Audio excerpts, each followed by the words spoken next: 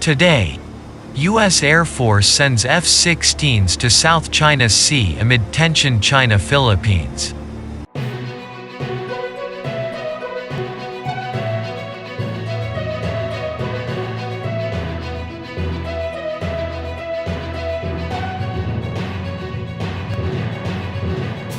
On Monday, 4 heavily armed U.S. Air Force F-16 fighters from Misawa Air Base in northern Japan flew many hundreds of miles to the South China Sea south of Taiwan and buzzed the U.S. Navy aircraft carrier USS Theodore Roosevelt. The impressive sortie was part of a powerful American response to China's month-long maritime occupation of a resource-rich reef inside the Philippines' exclusive economic zone.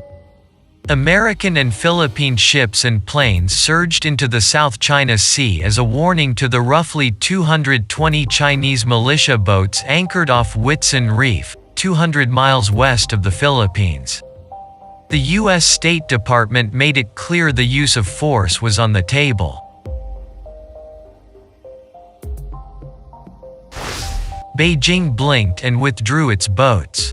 China realized that its continued presence was simply going to strengthen the resistance, said Jerry Hendricks, a retired U.S. Navy officer and author of To Provide and Maintain a Navy, but the American deployments belied the fragility of U.S. air power in the Western Pacific. The 4 F-16s, each packing 6 air-to-air missiles, were a credible aerial force. But those fighters' home base is really, really far away from Taiwan and the South China Sea.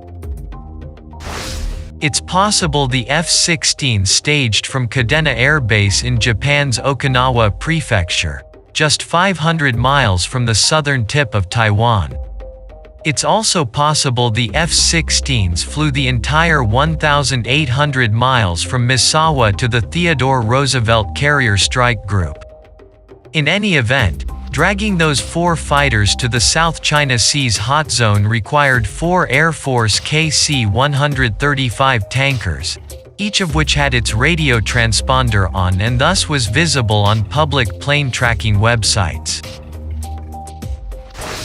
1 tanker per fighter. After all, an armed F-16 normally can fly no farther than 400 miles without mid-air refueling. Leaving aside the 2 squadrons of F-15s with the 18th Wing at Kadena, the 2 F-16 units belonging to the 35th Fighter Wing at Misawa are some of the closest USAF forces to Taiwan and the South China Sea. If the 13th and 14th Fighter Squadrons need a tanker per F-16 to play any meaningful role in fighting around Taiwan, imagine how many tankers a much larger American force would require. The Chinese People's Liberation Army Air Force quickly can mobilize hundreds of modern fighters for an attack on Taiwan. If the U.S. Air Force deployed an equal number of fighters to its bases in the Western Pacific Kadena and Misawa, among them the service might also have to deploy every tanker in its inventory that isn't in deep maintenance or busy with crew training. Hundreds in all. The U.S. military has more, and more modern, warplanes than the PLA does, but the Chinese military has a geographic advantage. Beijing maintains scores of major bases just a few hundred miles from Taiwan. The United States, by contrast, counts on just a handful of bases, and none is closer than 500 miles from the likeliest Chinese landing zone in southern Taiwan. That's one reason that Air Force officials reportedly aren't assuming the service's F-35 stealth fighters will play a major role in a war over Taiwan. It's also a reason the Navy is committed to its 1,000-foot supercarriers such as Roosevelt, as well as assault ships such as Makin Island with their contingents of U.S. Marine Corps F-35s. The carriers can sail directly into the South China Sea and launch waves of fighters. Yes, they'd be vulnerable to attack by Chinese rockets, bombers and submarines, but at least they'd be in the fight. Meanwhile, the Philippines sent 4 of its most advanced warships to the West Philippine Sea to challenge China's increasing activities at Julian Felipe Reef. Among the units it deployed are its 2 brand-new missile-guided frigates, the BRP Jose Rizal and the BRP Antonio Luna. It also deployed warplanes to monitor the area.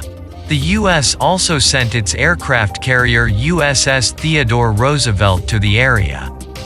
But an American aircraft carrier never travels alone. With every sighting of a U.S. carrier, you can expect it brings along a large escort of submarines, destroyers, and cruisers protecting it from other vessels. This is on top of the dozens of aircraft it carries. It can carry up to 90 aircraft and can accommodate 4,500 personnel. The U.S. also deployed the USS Makin Island, a formidable assault ship that can carry up to 20 attack aircraft or stealth strike fighters. It also has its own escorts of submarines, destroyers, and cruisers. In March 2021, the Philippine Coast Guard raised the alarm over the presence of 220 Chinese ships forming a phalanx at Julian Felipe Reef, which is within the country's exclusive economic zone EEZ. It was what prompted the coordinated military response from the Philippines and the United States. By April, the Chinese vessels have dissipated to a couple of dozen, a clear sign of China backing down in response to the forceful reaction from the Philippines and the U.S. China used the same strategy in the past. Whenever it wanted to militarize a Philippine reef, it would send a large flotilla of paramilitary fishing boats to the area to scare away other vessels. Then its dredgers would follow, destroying precious corals to create artificial islands over the reef. Julian Felipe Reef would have ended up with the same fate.